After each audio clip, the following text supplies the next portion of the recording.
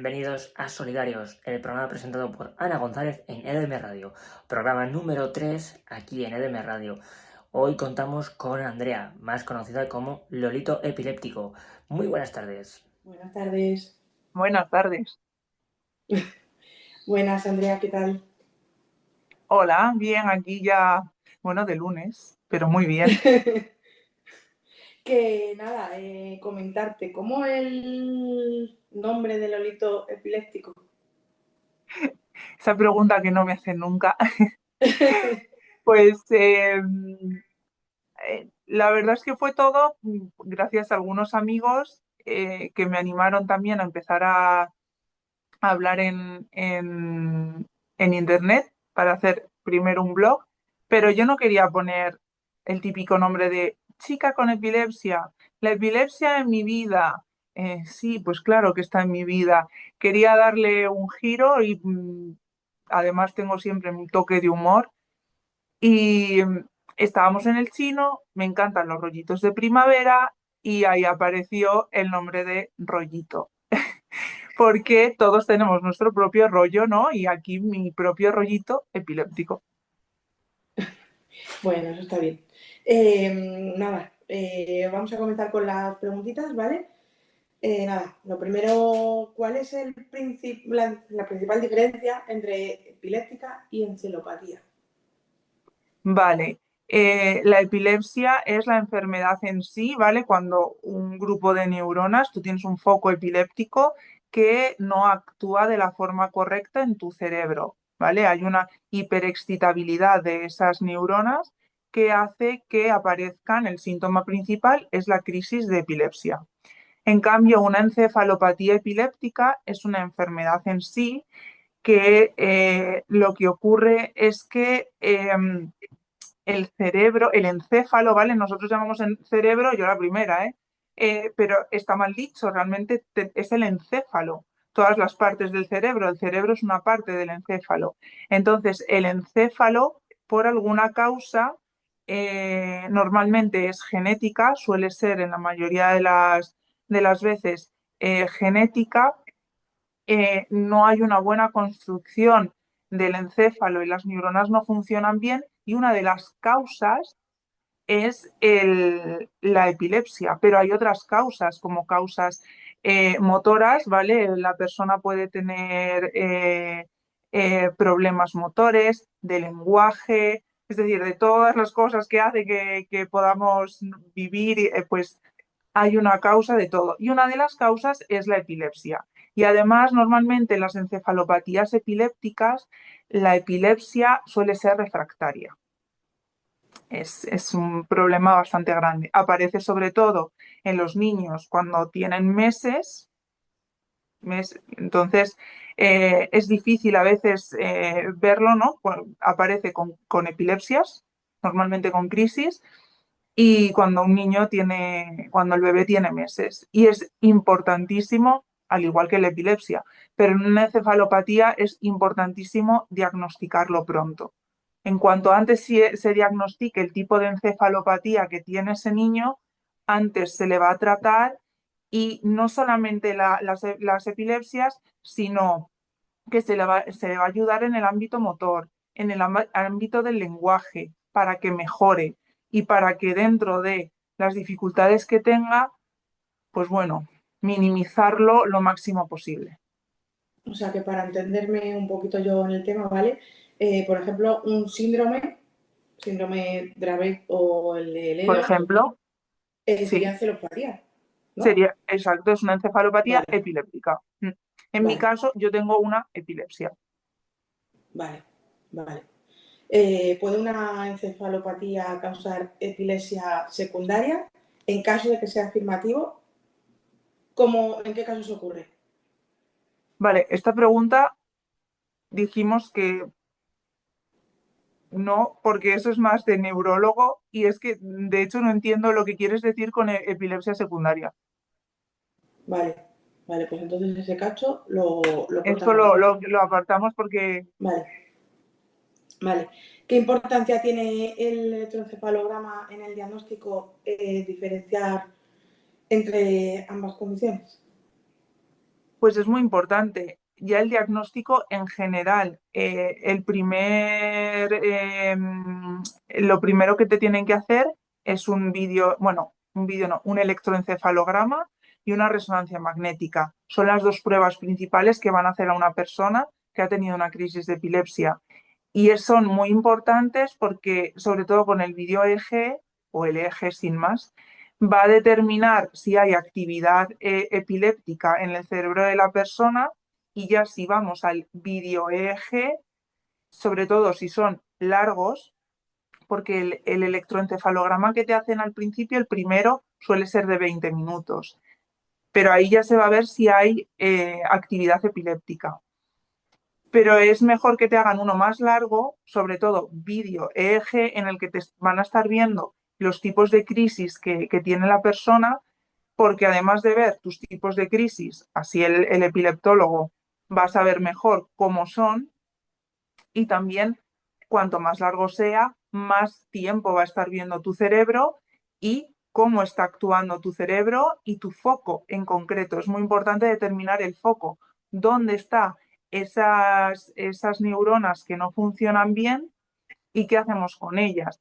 Puede ser que, como es en mi caso, que sea una epilepsia focal, pero hay otros casos que son diferentes focos y ahí la dificultad Sí. se aumenta. Entonces es muy importante el electroencefalograma. Yo, por ejemplo, cuando me he hecho, los dos últimos que me he hecho, siempre he hecho vídeos de todas las partes en las que iba haciéndome el EEG, porque muchas personas me escribían diciéndome es que me da miedo, y la verdad es que es una prueba que no tiene que dar miedo, es muy poco invasiva, es verdad que te ponen los electrodos, pero no hay nada, no te pinchan, no ocurre nada, simplemente te van a poner los electrodos, a los niños les suelen poner el gorrito y simplemente estás en la habitación.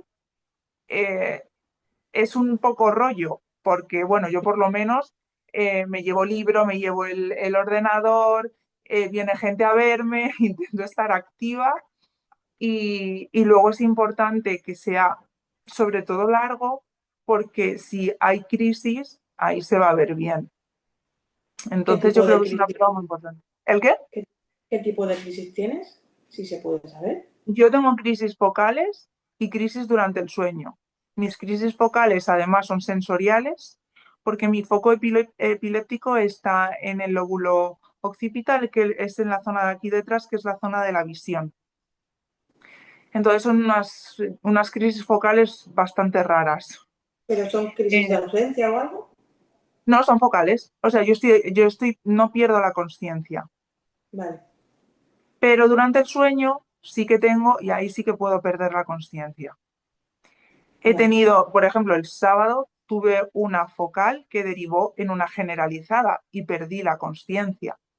Entonces, pues bueno, puede ocurrir, pero focales, yo soy refractaria, yo tengo focales todos los días. Madre mía. Sí, pero dentro de lo que ¿Existen? cabe, no puedo quejarme porque puedo continuar, a ver, si me dan dos, tres, puedo continuar con el día a día. Si ya pasamos de cinco, mi día se vuelve más duro y si ya pasamos a más, estoy ya tirada en el sofá, del cansancio que provoca, claro. Sí, sí. ¿Y existen encefalopatías epilépticas? ¿El qué, perdona? Que si existen encefalopatías epilépticas. Sí, claro, en las encefalopatías epilépticas, ¿sabes? Como en los ejemplos que has puesto tú antes, el síndrome de Dravet, que por cierto, hoy 23 de junio es el Día Internacional, el síndrome de Lennox-Gastaut, eh, ahora no me salen más síndromes, pero No, yo sí, creo sí que ya que, estaría ya. ¿eh? Que yo creo, bajo lo que yo entiendo, creo que ya serían esos dos síndromes los No que hay, más hay alguno comunes son. más, sí, pero hay alguno más, lo que pasa es que no me sale, pero bueno, que eso lo tiene que determinar lo mismo con las pruebas, eso lo va a determinar el neurólogo, además por lo que le pase a la persona. Como te he dicho, la epilepsia en un síndrome es un síndrome de la encefalopatía en sí. no Claro, solamente es. Entonces, claro, va a ver que a la persona le ocurren otras muchas cosas debido a que sus neuronas no están bien claro. genéticamente.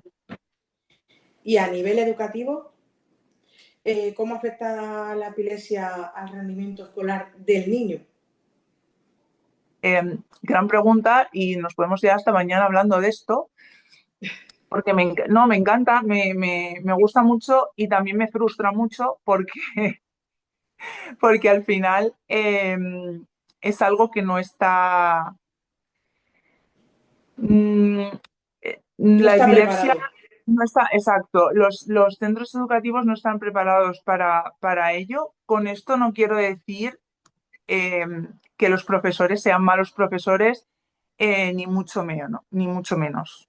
Eh, entonces, ¿qué ocurre en el centro educativo? Que al niño no se le apoya, no se le dan los apoyos necesarios que puede necesitar. No todos los niños van a necesitar los mismos apoyos, cuidado. Hay niños con epilepsia que a lo mejor toman una medicación, tienen estabilidad, no tienen crisis y pueden tener un desarrollo normal en la educación, pero hay otros que no.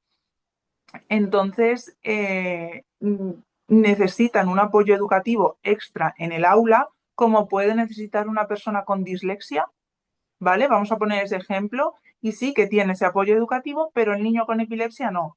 La medicación hace que el alumno pueda tener más dificultades a la hora de estudiar, a la hora también puede que de gestionar sus emociones, a la hora de estar en el aula con los otros alumnos, porque no se sienta comprendido.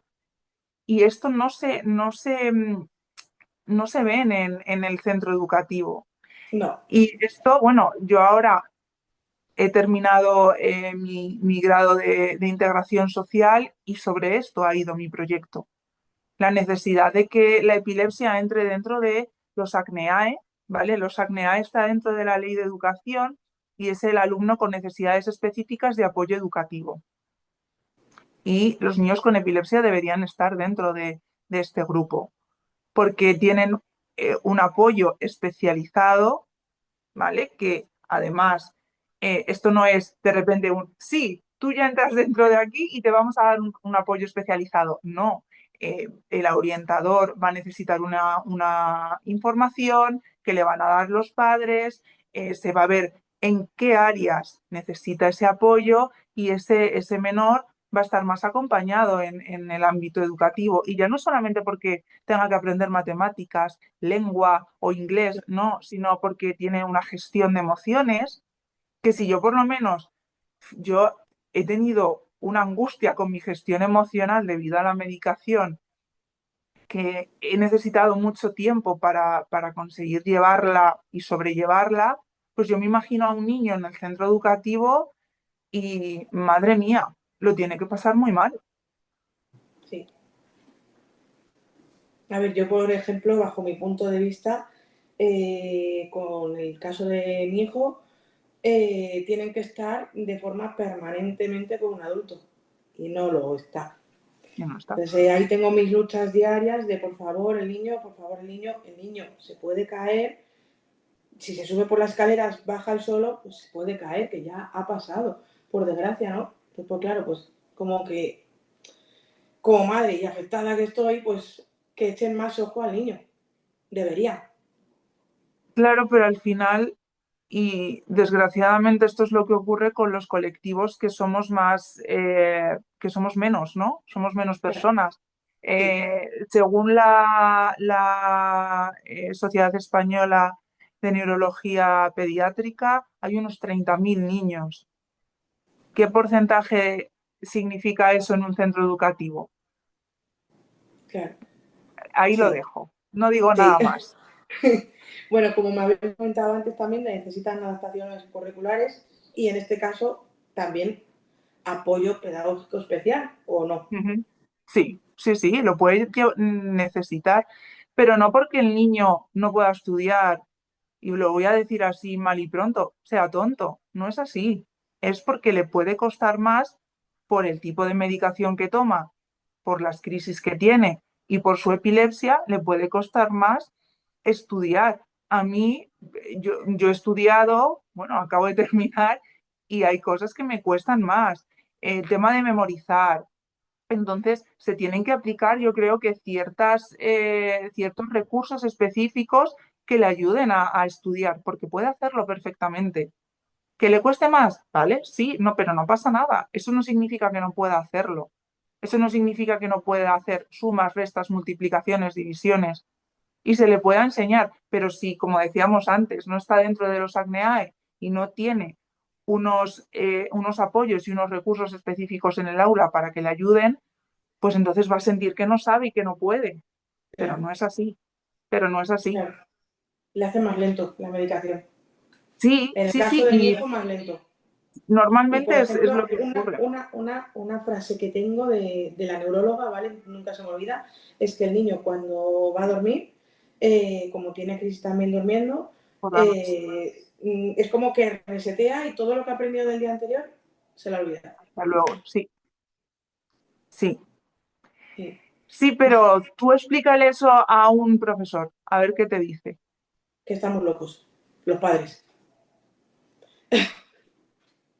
Es que esa Pero es otra. Yo he hablado con muchos padres que me han dicho, es que yo lo voy a explicar de una forma natural, no en plan de, oh, Dios mío, mi hijo, y no me creen. Y es como, pues es que, pues eso, si no hay una, bueno, y si dentro de, incluso estando en la ley, los ACNEAE, ¿vale? Estos alumnos tampoco reciben, sí reciben las ayudas, pero bueno, en fin, sí, pues es complicado, es muy complicado, pero yo creo que hay que seguir luchando para intentar llevarlo a cabo. pues sí. Cómo se comunica la información médica entre familia, escuela y profesionales de la salud. O sea, en mi caso, por ejemplo, a mí me piden de hablar con el médico y, y sinceramente a mí, a ver, yo llevo informes y demás, ¿no? Pero claro, pero sí que es cierto que no es igual hablar con el Claro, especialista directamente que con el padre o la tú madre. llevas un informe, ¿no? Pero el profesional, el profe, ¿qué entiende de ese informe? Nada, prácticamente. Exacto, exacto. Entonces, para eso estamos personas, pues yo hago formación a profesorado.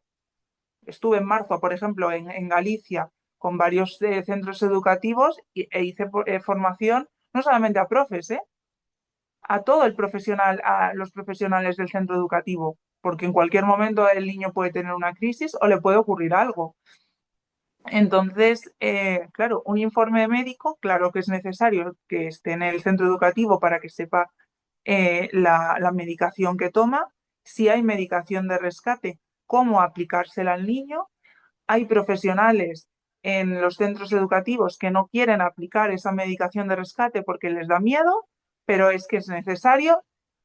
Ahora, ponemos el ejemplo, es que me acuerdo perfectamente que lo hablamos en una mesa redonda en Galicia, que el propio profesor decía, bueno, pero es como si el niño tiene una alergia y hay que ponerle aquí una adrenalina.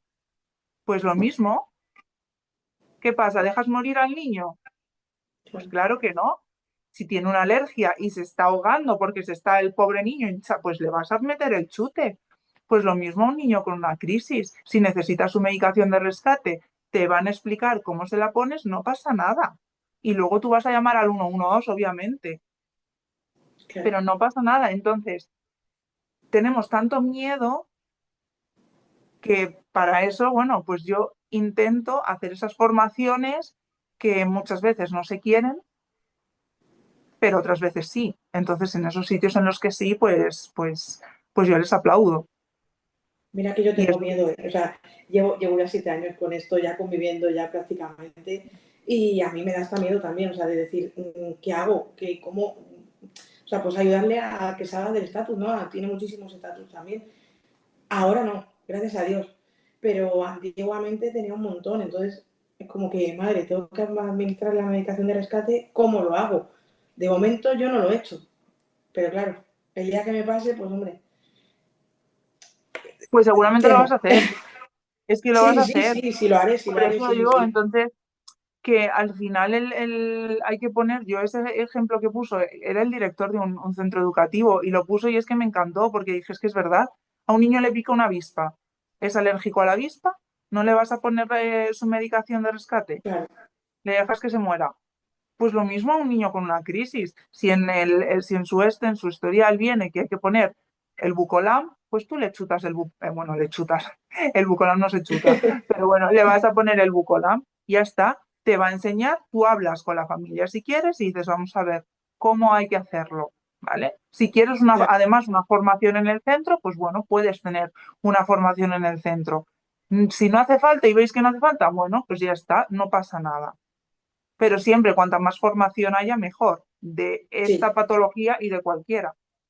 sí, la verdad que sí. ¿Y la epilepsia influye en la asistencia o en la participación en clase? Ahí, hombre, puede que sí, pero también depende del niño, ¿no? Pero sí que en el proyecto que yo he hecho, una de las preguntas que yo hacía era la gestión, ¿no? Emocional y el cómo se llevaba con los compañeros. Y muchos decían que sí, que les costaba esa gestión emocional y pues eso, el estar con los compañeros porque muchas veces se sentían incomprendidos. Entonces esa incomprensión también hay que quitarla. Yo también hago formación en la clase para que se entienda que, pues bueno, lo que es, qué pasa y que no pasa nada. Y al final los niños entienden mucho mejor que los alumnos.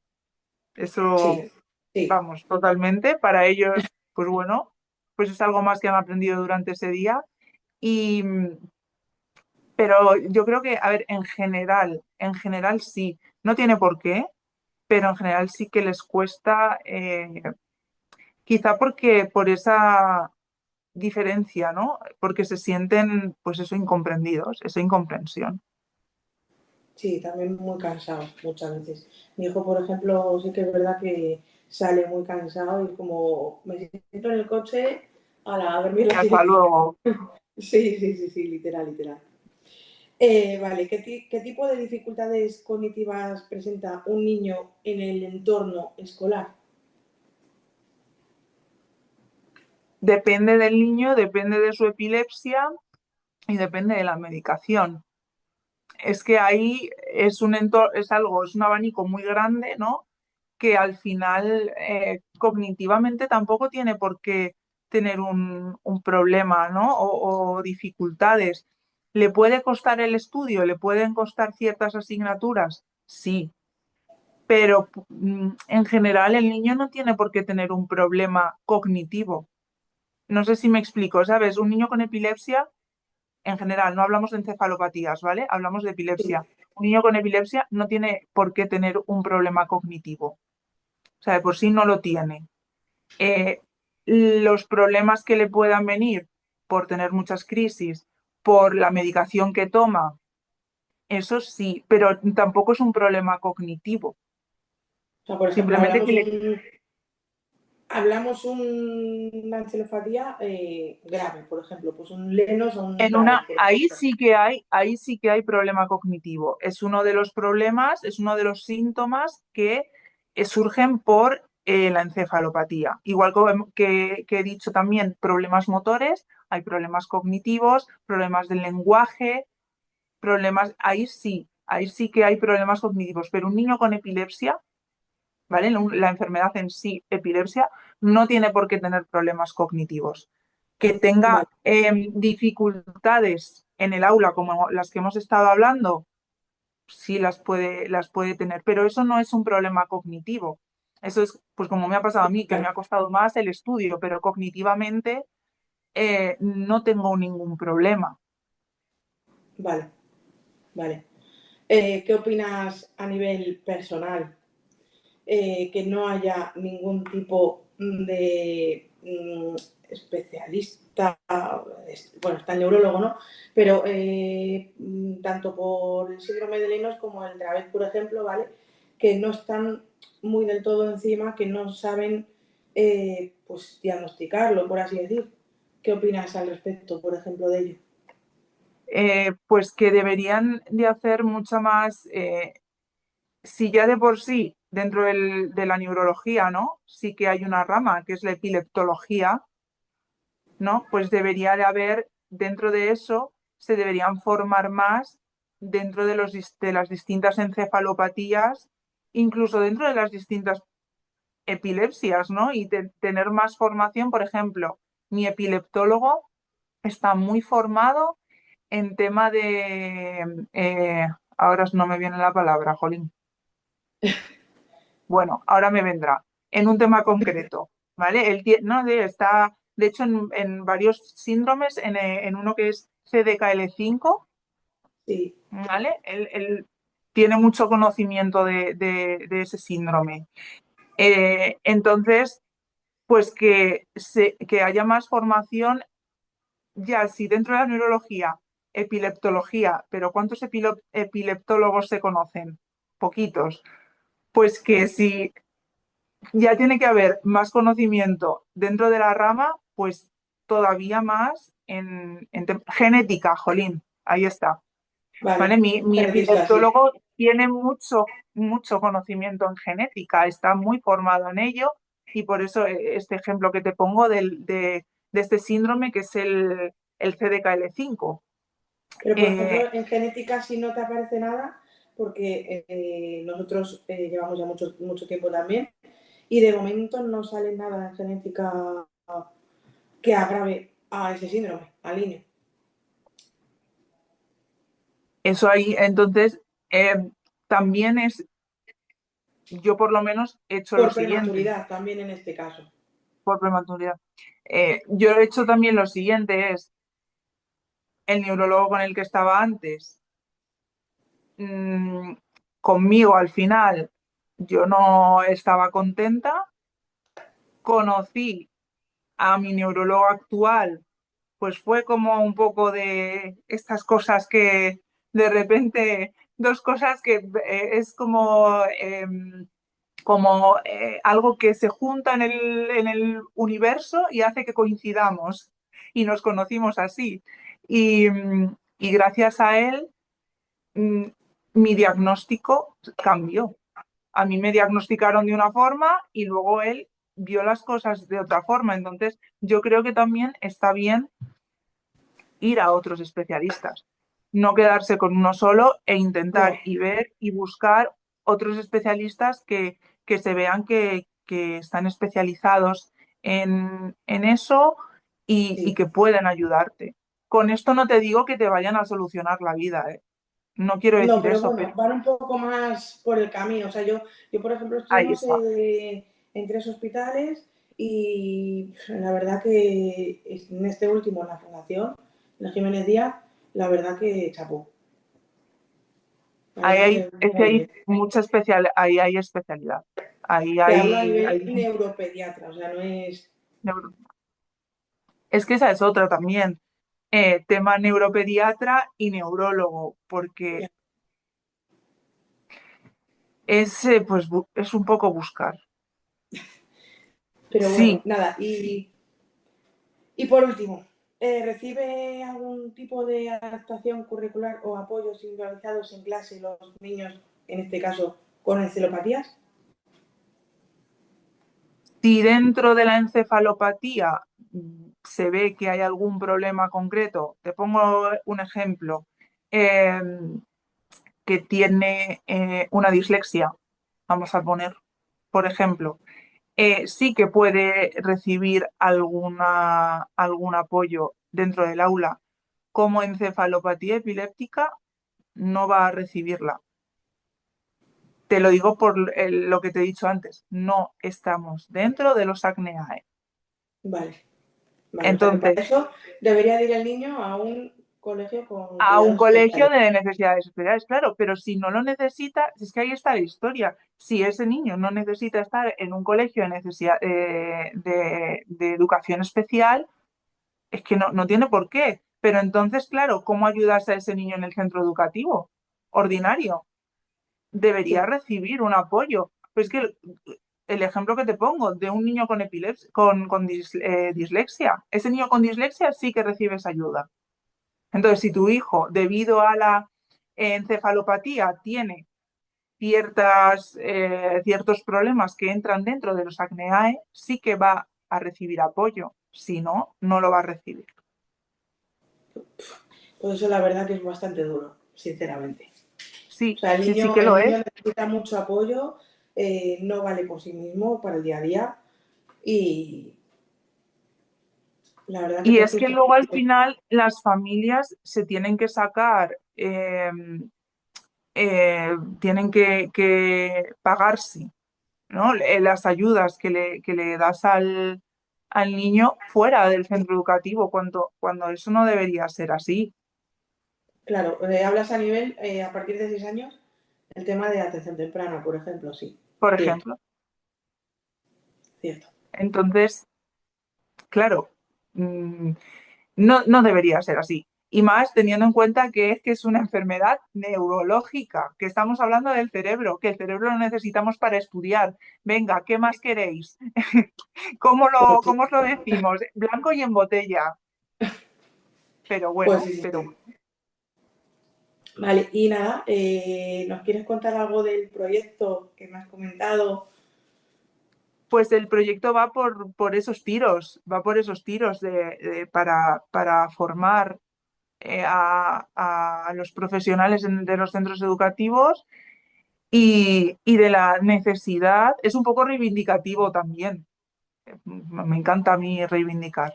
Es un poco reivindicativo en el sentido de que los niños con epilepsia y con encefalopatías deberían entrar dentro de los acneae. Sí, Pero bueno, esperemos que de aquí a un futuro, si seguimos luchando y seguimos hablando de ello y se sigue dando visibilidad, se pueda conseguir. Entonces, bueno, quiero ponerlo en marcha y de momento eso. bueno, pues nada, pues desde aquí hacemos un llamamiento y nada, y pues esperemos que puedan o quieran participar contigo. Si quieres, pues Ojalá. para darte un poco a conocer, que te sigan en las redes sociales y demás también. Por supuesto, en Lolito Epiléptico, si me ponéis en Google, ahí me vais a encontrar en muchos sitios. Si queréis poneros en contacto conmigo, el mail está en todas las redes sociales y si no, mediante mensaje privado sin problema. Y yo todo lo que pueda hacer, si está en mis manos, yo podré, vamos, ayudo a lo que sea. Y centros educativos, si alguien nos está escuchando, pues aquí estoy y doy una formación con todas mis ganas. Sí, la verdad que es una gran iniciativa bastante buena, la verdad. Vale, pues nada, pues no sé si quieres aportar alguna cosita más. Bueno, aparte de todo lo que hago, como hemos hablado de la formación, tengo también el cuento del Lolito Infinito. Eh, es un cuento, bueno, como digo, de 5 años hasta el infinito, porque sirve también para que las personas, los adultos, también sepan lo que implica la epilepsia. Y habla de epilepsia y amistad, no solamente habla de epilepsia, que muchas veces cuando lo digo, a veces la gente se echa para atrás como digo, pero vamos a ver, si te estoy hablando de un cuento, ¿qué te crees que voy a poner en un cuento? Que es un cuento bonito, ¿vale? Que sí, sí, hay mucha gente que se echa para atrás y dices, que es un cuento. Mm, ¿Qué te crees que te voy a escribir? Pero bueno, sí. Así que, y hago cuentacuentos también. Hice uno el viernes en una biblioteca aquí en Galapagar. Y bueno, yo hago cuentacuentos también, intento ir a cuentacuentos, a bibliotecas, a librerías y bueno, la verdad es que también me gusta mucho y es otro recurso más también para los centros educativos para hablar sobre la epilepsia. Vale, vale, bueno, pues nada, pues hasta aquí. Muchas gracias por todo. Gracias a vosotros. Cuando quieras, pues puedes volver a venir, las puertas están abiertas. Muchas gracias. Y Para nada, mí un placer. Muchas gracias.